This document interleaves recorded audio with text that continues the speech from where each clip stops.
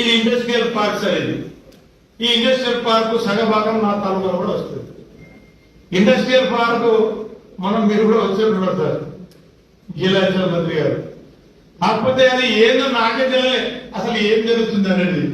ఇట్లా హెలికాప్టర్ వచ్చింది, ఇట్లా పోయింది. మరి వేరే వేరే ఎవరెవరో లీడర్లు కూడా వచ్చినట్టున్నారు. మరి ఇక్కడ ఎమ్మెల్యే కూడా పాల్గొన్నారు, ఎంపీలు కూడా పాల్గొనండి, నాకేం అభ్యంతరం లేదు. కాకపోతే ఆ ఇండస్ట్రియల్ పార్క్ పెడుతున్నారా, మరి దాని ఉద్దేశం ఏంటి? ఇండస్ట్రియల్ పార్క్ పెడితే మరి దాని అనుకుని ఉన్నటువంటి చనకాపురట బ్యారేజ్ అనేది ఏంది? ఇంత పెద్ద ప్రాజెక్ట్ పక్కన పెట్టుకుని చనకాపురట బ్యారేజ్ ఏదైతే నీటి నిల్వ ఉంచి ఆ ప్రాజెక్ట్ ను పెట్టుకుని మరి ఇండస్ట్రియల్ పార్క్ పెడితే ఇతరాల ఫ్యాక్టరీ పెడతారని కొందరు అంటాడు, కెమికల్ ఫ్యాక్టరీ అని కొందరు అంటాడు.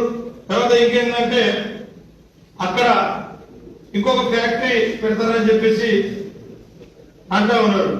మరి నిజంగా ఇవన్నీ పెడుతున్నారా, మరి కావాలని చెప్పేసి అక్కడ కూడా ఇదే సమస్య సేమ్ ఎయిర్పోర్ట్ లెక్కనే అక్కడ కూడా ఉందా?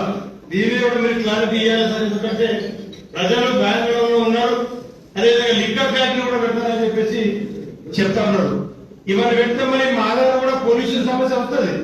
పొల్యూషన్ ఇంత ముందే ఏదైతే నిర్మల్ జిల్లా దిలాపూర్ లో పెడితే ప్రజలే రోడ్డు మీదకి వచ్చి ఆందోళన చేసి దాన్ని వెలుగుపరిచేటట్టు చేసింది.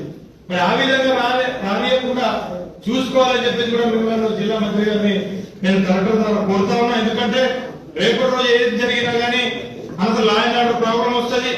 చేయండి, ఫ్యాక్టరీ ఏ విధంగా చేస్తారో వివరణ చేయండి, కనీసం మాకైనా చెప్పండి. జిల్లా ఏదైతే మన నియోజకవర్గ ఎమ్మెల్యేలకు చెప్పకుండా అసలు మాకు ప్రజాపతి ఉంటే మాకే క్లారిటీ లేదు. ఏం చేయాలో వాళ్ళు అడిగే సమాధానం మేము చెప్పలేని పరిస్థితి మేమున్నాం. కాబట్టి ఈ విధంగా చాలా స్పష్టంగా మనం చెప్పాలి.